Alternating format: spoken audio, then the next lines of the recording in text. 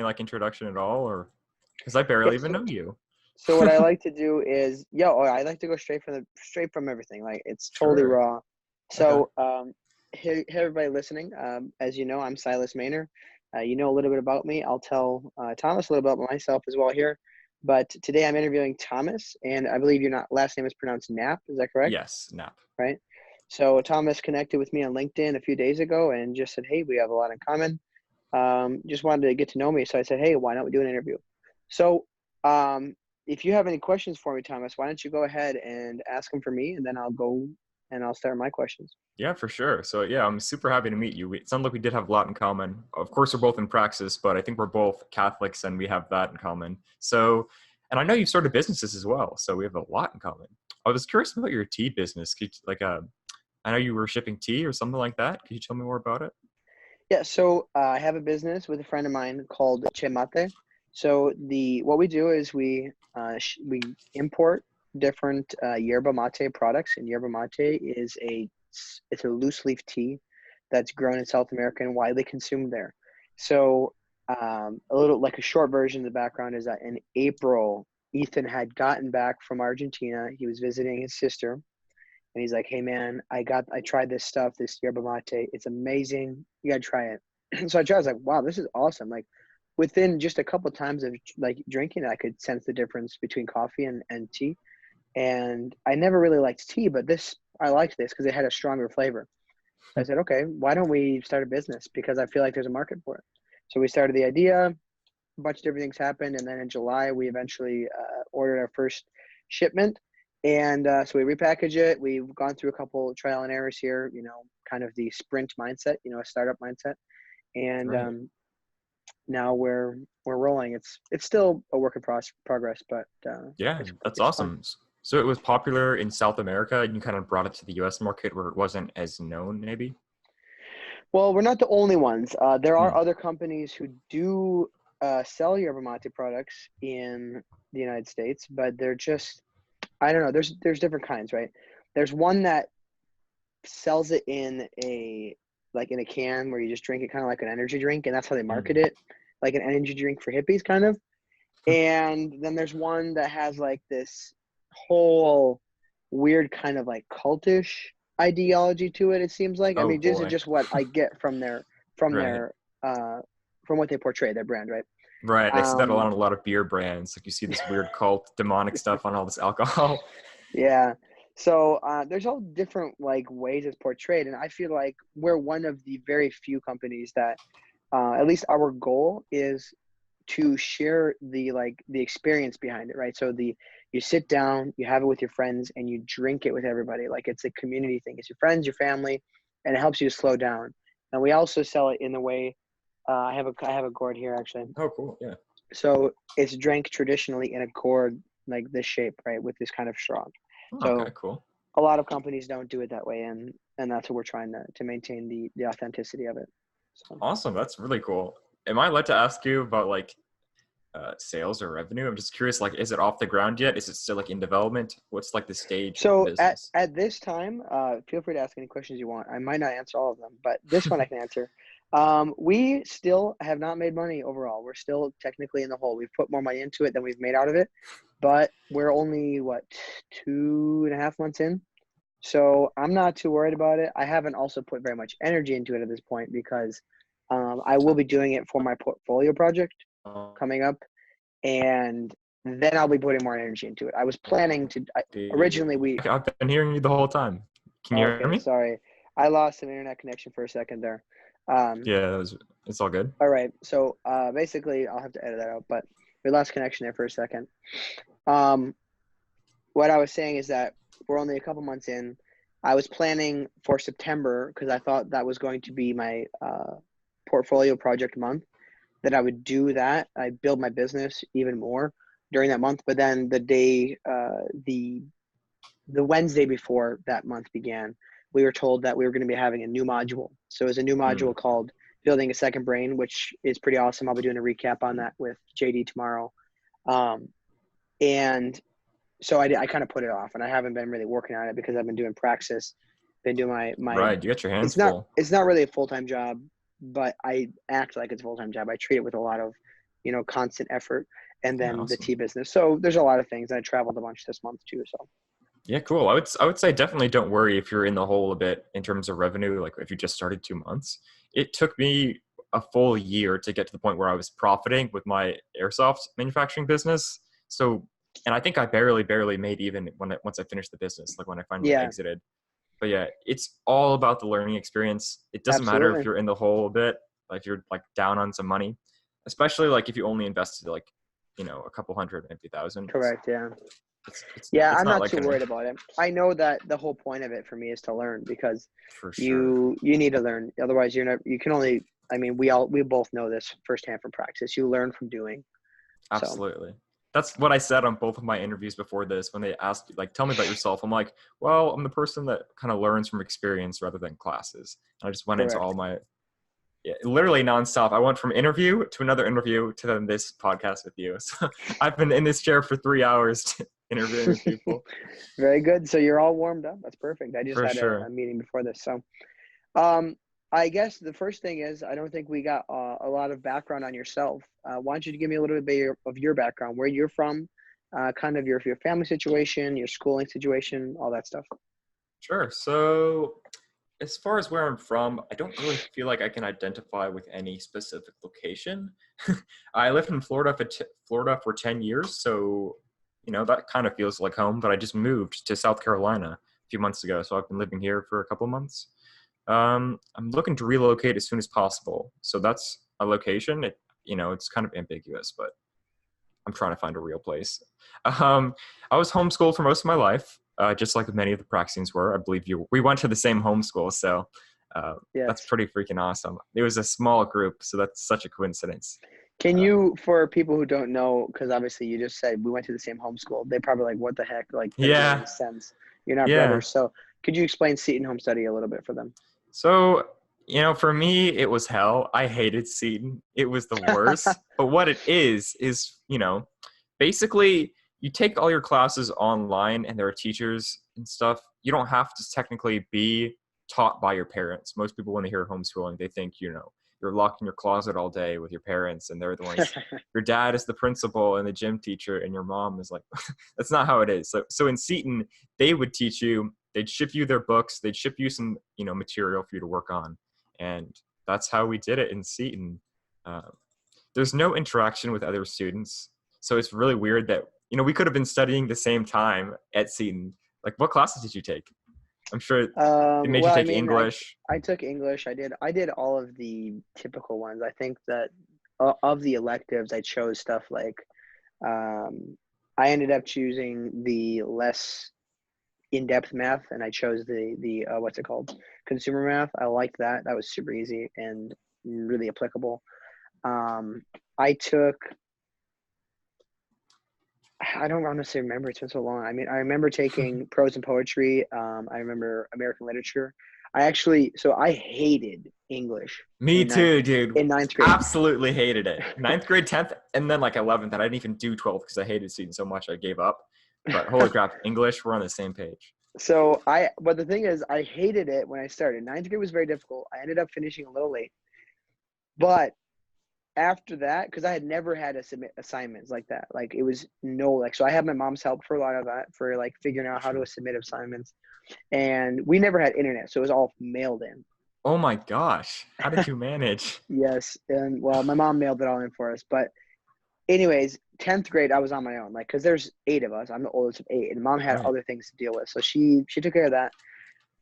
She would send it in, and I took care of the schooling. But I actually came to love English. Like, I love poetry. I still don't really understand the English structure completely, but I really enjoyed all of the content we read. Like, that's pretty much the extent of my classical reading is Seton. So I really appreciate that, because now I read nothing besides business, which I know is not always good, but I only read business stuff. So not very good. Where are you Um, located right now? I'm North? in Wausau, Wisconsin, so central Wisconsin. I Gotcha. mean, Wisconsin. it's not very nice. So, but Wausau is a decent town. But okay, I was saying that I didn't like English. I ended up liking English because of Seton, because I did so much Wow. reading that I enjoyed it. I really enjoyed the reflection on the stories, and I really liked the poetry part of things, especially American literature was interesting to me. So I became a fan of Robert Frost. But now I pretty much Oh, read. okay. I pretty much only read like productivity books and business stuff. Like For I sure. I still try to read like some C.S. Lewis, things like that, but I just don't get around to it. Yeah, I think I have some So books right here that you might be familiar with. I don't know if you can still hear me. I can still hear you. Dude, I think we both like Gary Vaynerchuk, correct? We do.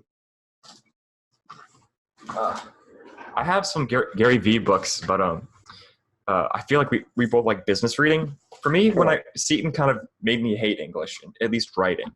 I never got introduced to like poetry or anything.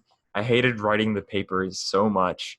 Like when I finally finished it, I'm like, okay, I want to read what I want now. I want to read and write what I want to write about. So interesting how we both. You said you hated it at first, but it taught you to love Oh the yeah, reading part. I came to I don't like reading. I like listening to books. But what I Me too. really liked Audible. was yeah, that's why when you were gonna pull out Gary Vee's books, I don't have them. I only have them on Audible. Right. I Um actually bought them and followed along through during Audible. oh, did you? Anyway, go Okay. ahead. Um so like the thing that I really liked was English. Like I loved poetry mainly because especially American poetry, the American writers, because I just thought it was so cool how you could find like the simplest thing and turn it into this beautiful like allegory, or I don't know if that's the right word, but like just find so much beauty in the simplest things. Hmm. And I really enjoyed reflecting on the stories and figuring out the conflict, because to me, like I constantly am thinking about that now. It's okay, these characters I read about in high school, like they had either some kind of conflict. Typically, I liked the ones that had internal conflict, man versus self. And I was Hmm. like, that's me in my life. Like we all have man versus self at some point, and to some extent, like it's never ending battle. So Right.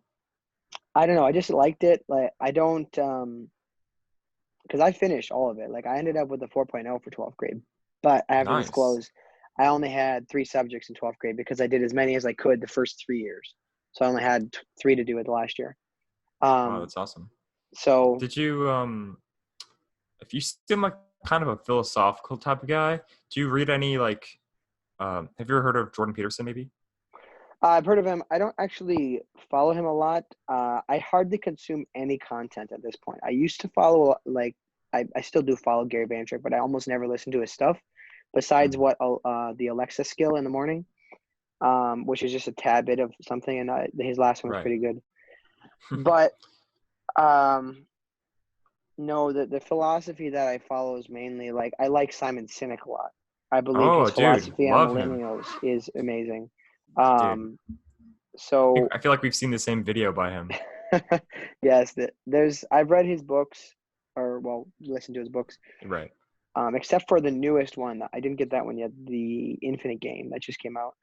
Um, but yeah, I like Simon Sinek a lot. I think he's a really good philosopher, and I also like the philosophy that Gary Vee teaches. Essentially, Right. do what you love, kind of thing. You know. Yeah, for sure. Awesome, dude. Super Um, cool. How old are you now? You said you graduated high school already? correct. Yeah, I'm 20. I sold insurance for a year and a half, and I really learned a lot. So like before I did that, I worked like 6 different jobs in the course of 7 months, 6 or 7 Wow. months. A lot of them were all at the same time. There was a couple of them I said I can't do anymore. So like I quit a couple of them. They were all part time, but they got me introduced to really good people who are my mentors to this day, most of them. So then I got an opportunity because winter was coming and I had only summer work essentially, and I got an opportunity to sell insurance. And I said, "What the heck, I mean, I didn't want to do it, but then my boss, who's my godfather, sold me on it and said, you're going to learn a lot, you're going to make good money, et cetera, et cetera. Those first 2 things are the main reasons. So I did it for a year and a half. And then I was like, I learned a lot. I don't want to do this anymore. So I said, sayonara. I'm headed out. Um, and then that's when I decided to go into Praxis because I had applied in March, got accepted, and then was like, well, I really don't want to go backwards in income because I had this mindset that I had to keep making more, which is Hmm. completely wrong. It was like Right. kind of an unhealthy mindset that like you're 20 years old. I was 19 at the time. You're 19 years old, Absolutely. making 67, you can't expect to keep going. Like that's based on sales. Like that's not that's not because of your knowledge, it's because of your effort, right? So then when I left, I was like, you know what, this Praxis thing might be kind of cool. So I double checked, I contacted them again, reapplied, and they said, yeah, you're good to go. So I started in August. Yeah, that's awesome, dude.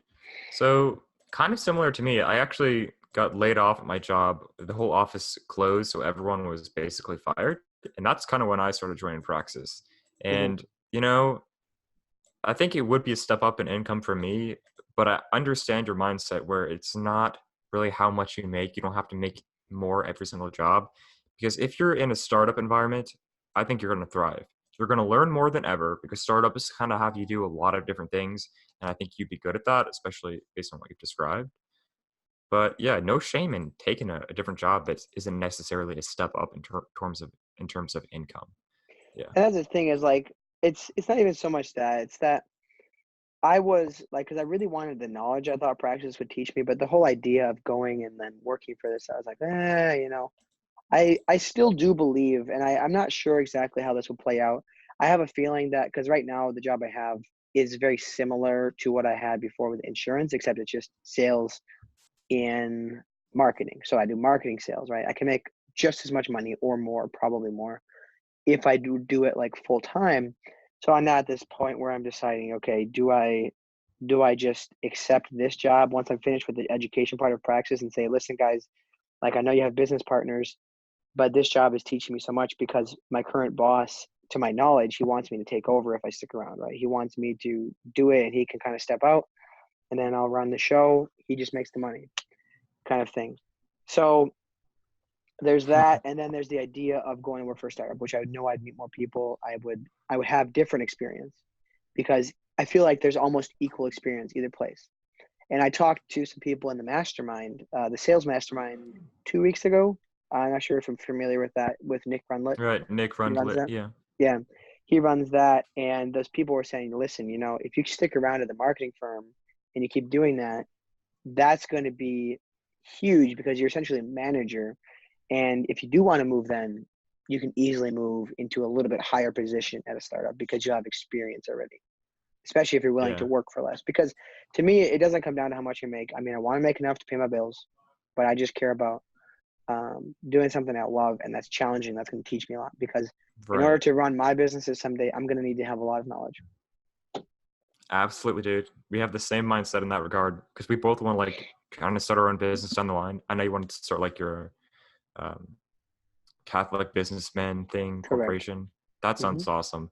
But yeah, we can both learn from like whatever startups we go to, and down the maybe years down the line, maybe whenever we feel comfortable, it's easy to transition from a startup into your own business because you learn so much from them. Correct. Just like, Yeah.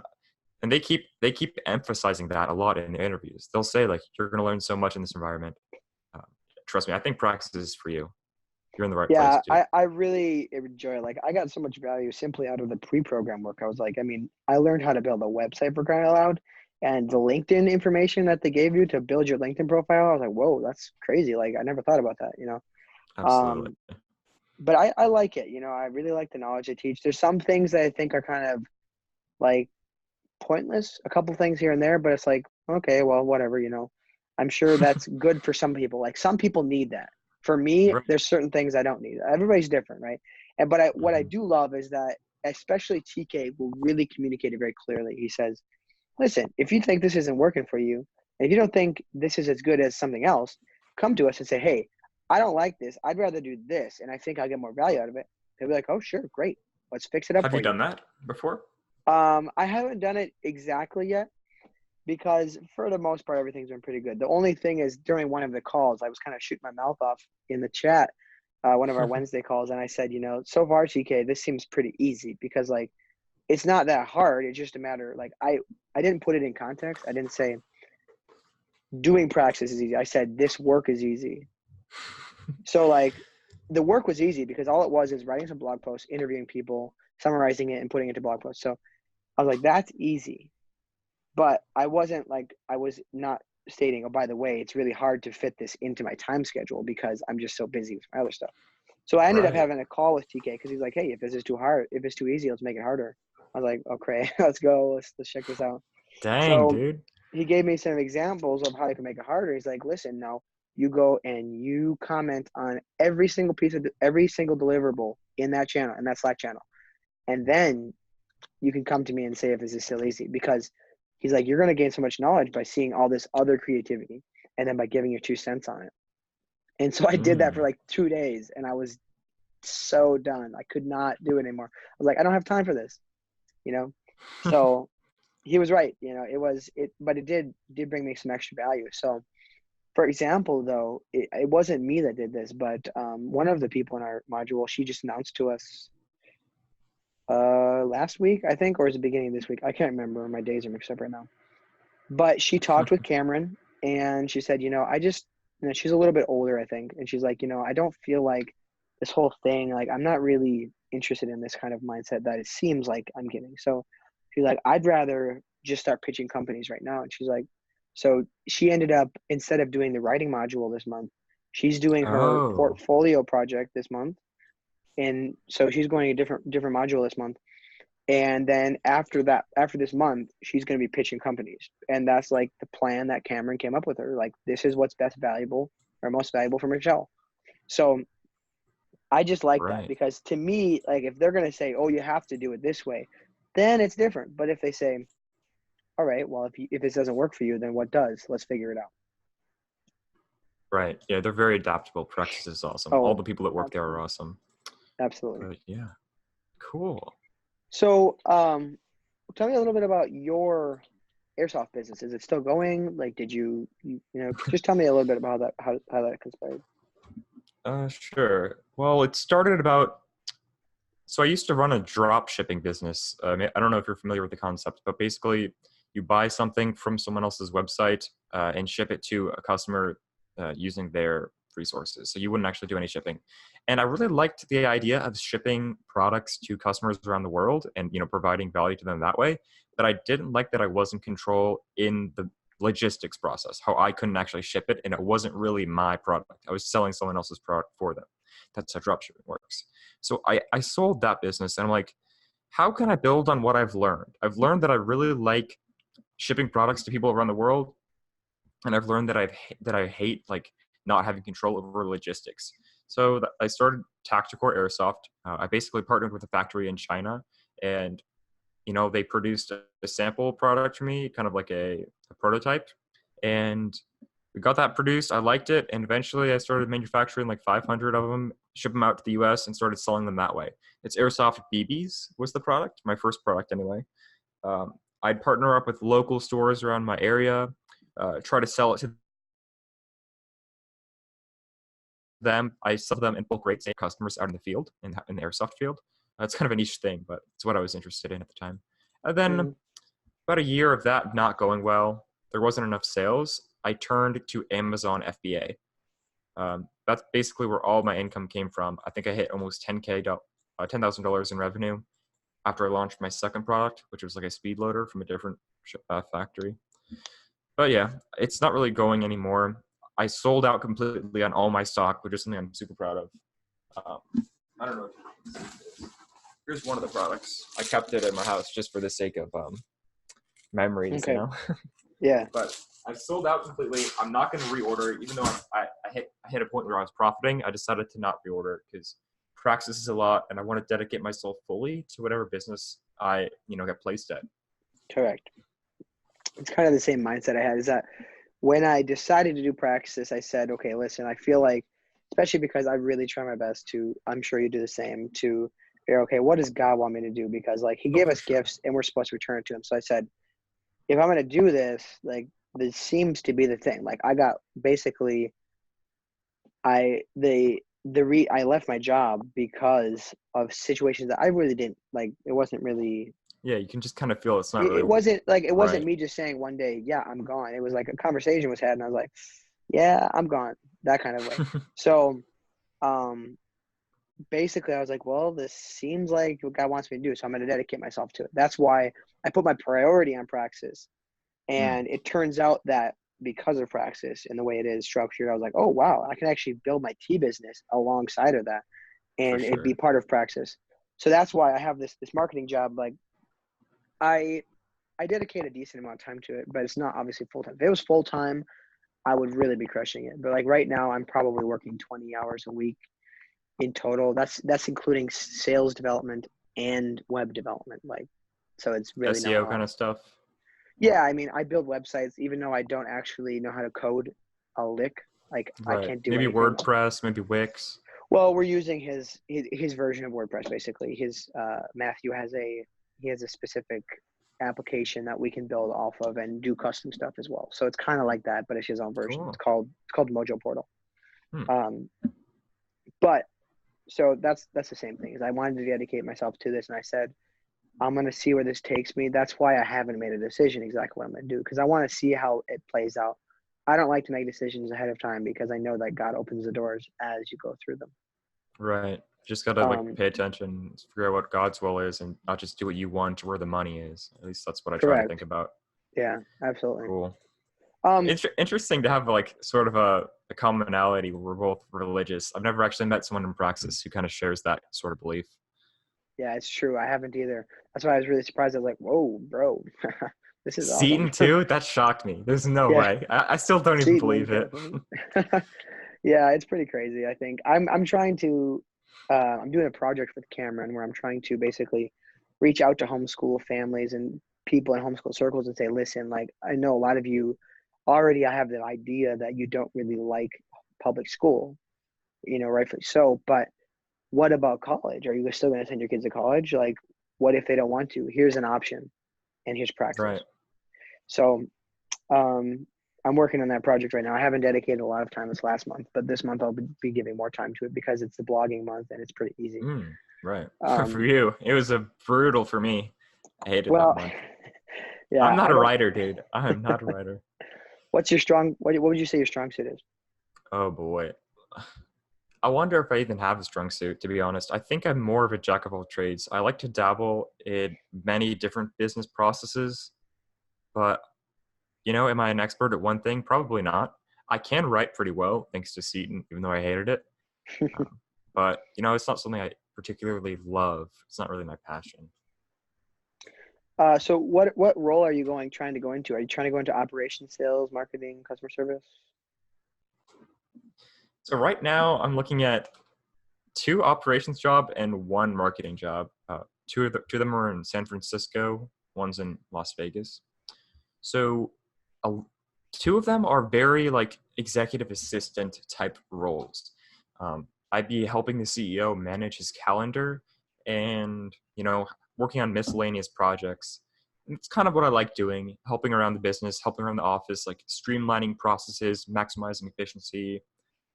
But yeah, a lot of assistant kind of stuff to the CEOs, which, might not sound interesting managing the calendars of people, I don't know. but It sounds pretty interesting to me. yeah, dude. Hey, if I don't like one of them, I'll recommend you as a candidate because you're sharp, and I'm sure they'd hire you after like even if you haven't finished Praxis. But yeah, because they can't all hire me. But I mean, I'm kind of deep in the interview process, so it's starting to get pretty nerve wracking. Like I don't know, I have no clue what I'm going to decide. I like all the companies, but yeah.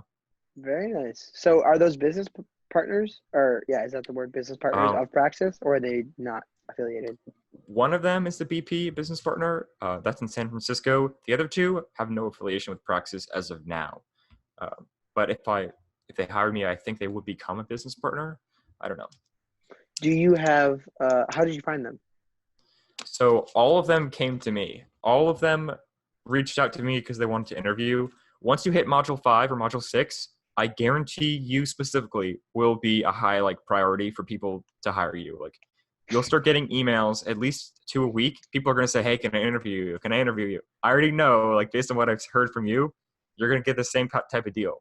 People are going to reach out to you, and you're still going to be creating pitches and applying to other jobs. But all 3 of the opportunities that I'm looking at were people that no, only 2 of them that I'm looking at were people that reached out to me. One, I reached out to them. But yeah, it's fun. It's a lot of fun. It's kind of nerve wracking. Like once you finally get there, like, crap, Praxis isn't a scam. It's real.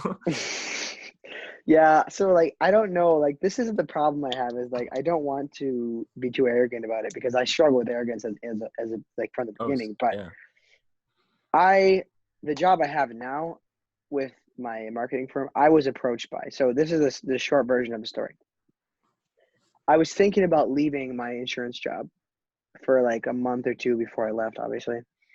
And I was like looking around at different options and stuff like that. And I ended up doing a lot more networking because I was like, at the beginning of the year, I decided I'm going to live and do what Silas wants to do, not what everybody else wants to.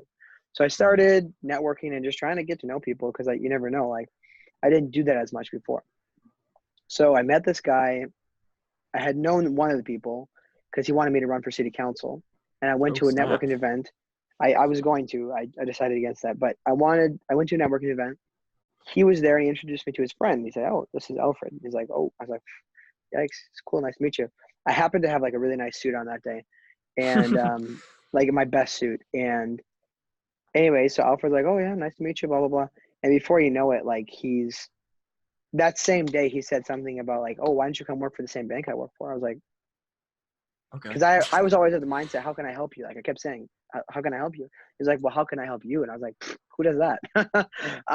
So anyways, he was in the background getting a hold of the right people. And then he eventually said, hey, this guy is the one in charge of this branch of the bank. And it's like it's like an insurance side of the bank.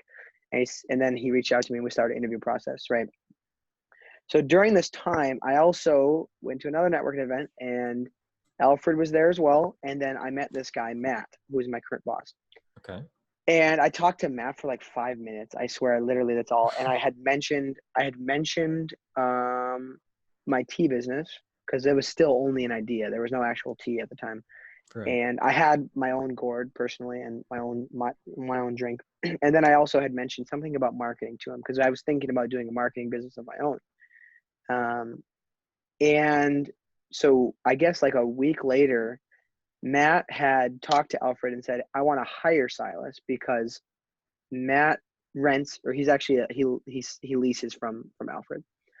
And Alfred said, nope, you can't talk to him. I'm trying to hire him. So basically once I went through the interview process and said, sorry, I don't really want to take this job with the bank.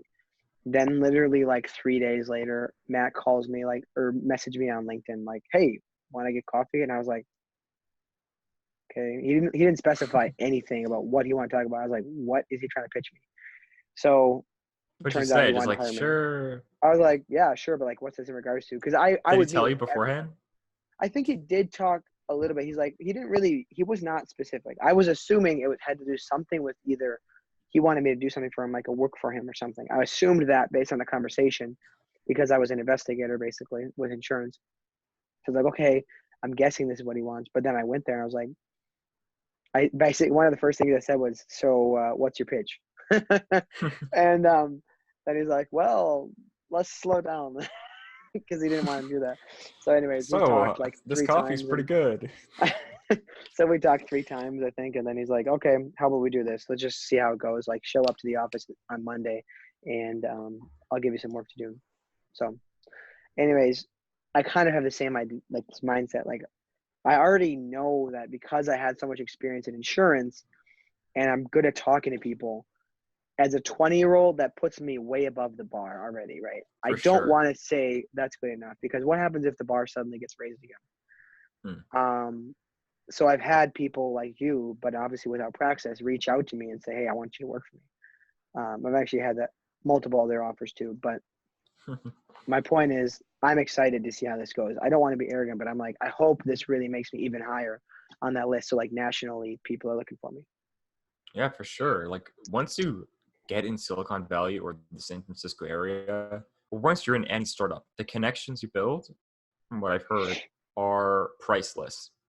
Like someone got a job at a startup and their next job came from someone that they randomly met walking down the street in San Francisco. Like the startup life, the startup culture is going to help you meet so many valuable people and teach you so many valuable things that like, man, it's such a good place to be at our age. It's awesome.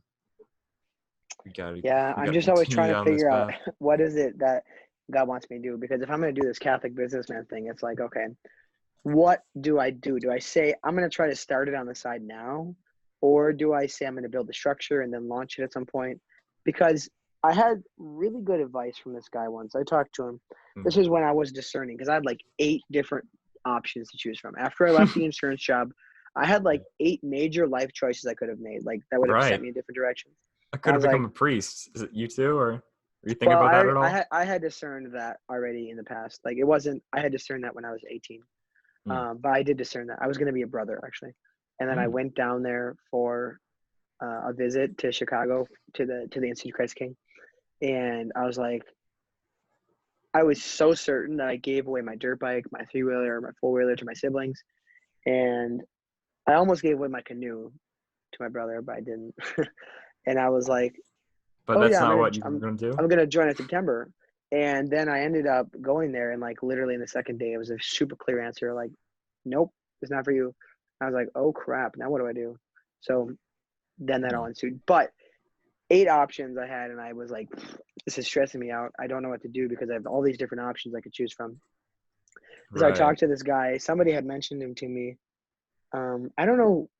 I'm not exactly sure why I talked to him. I knew of this guy because he was one of my mentors, business partners. He had done some business, and he's really a kind of a big hitter in Wausau.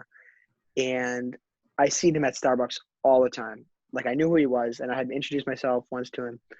And then one day I walked up to him and I said, "Hey, Chuck, can I talk with you sometime for coffee? I just want to ask you, pick your brain on stuff and ask your advice." He's like, "Oh yeah, sure. Let's meet next week." So I talked to him and I said, this is kind of what I'm facing here. How do you do it? And he said, and I think this is amazing advice. Um, sorry, I just got a message. I got distracted. This is amazing advice. Do what you want at a young age, the things that you would regret not doing later. So don't do anything that's going to tie you down, such as run for city council. Do things because I said I'm not going to go to college probably. He's like, okay, that's Mm. fine. You got 3 years left in his eyes. I was 19 at the time, I think, or no, I was 20. And he said, you got about 3 years left of you figuring stuff out. Mm. So treat it as your own personal college. Like just figure out, like try things and try to do these different things. Like if you want to go live in Manhattan, go live in Manhattan. See if you like it. If you don't, go away. Right. So, and I was Right. like, oh, wow. So that was able to help me narrow it down to like a couple choices. And I was like, my gut tells me, and this is before I was good at following my gut. My gut Mm-hmm. tells me do Praxis. So I did, and I love it. So Right. That's actually really good advice. Like treating your 20s, your younger 20s, as like your own little college, because you could go fly around the world, work at different startups around the world, and still learn way more than what you would in college, but come out with all this knowledge of what you now like and what you want to do for the rest of your life.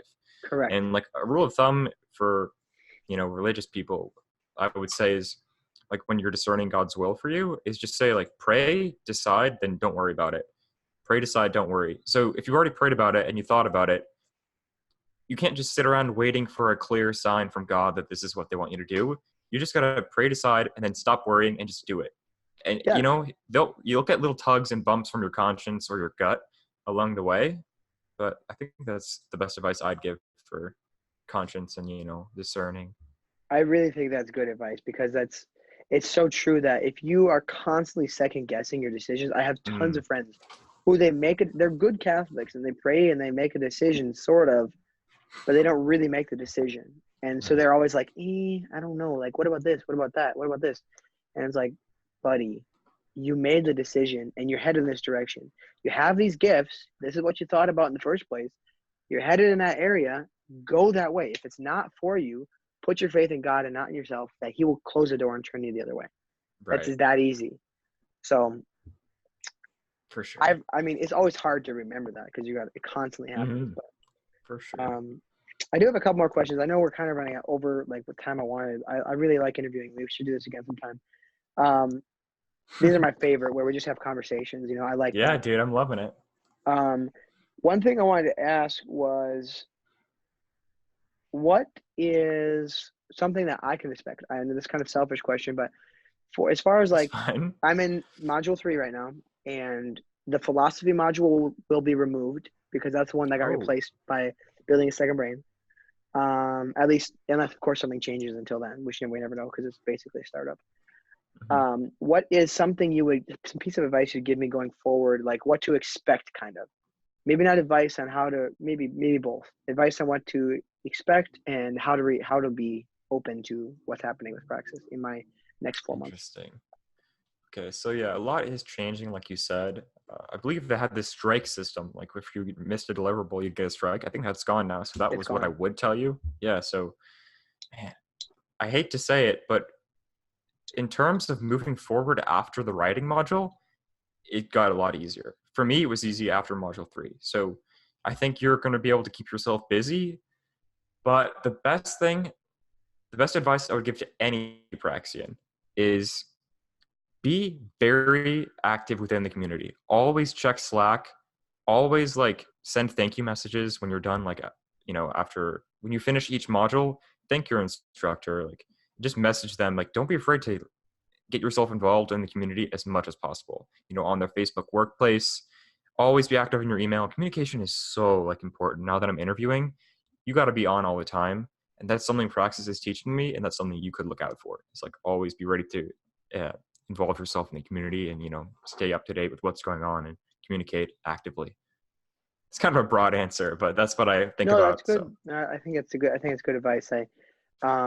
I have noticed that I've gotten a lot of value from the community specifically. mm-hmm. Um, and that's what I was conversing with one of the other participants, and she was saying that she thinks that to her, one of the most valuable parts of Praxis is the community, because there's knowledge, but knowledge can be obtained. Like all of the knowledge we learn in Praxis, we could learn somewhere else. But Mm-hmm. would we know to look for it?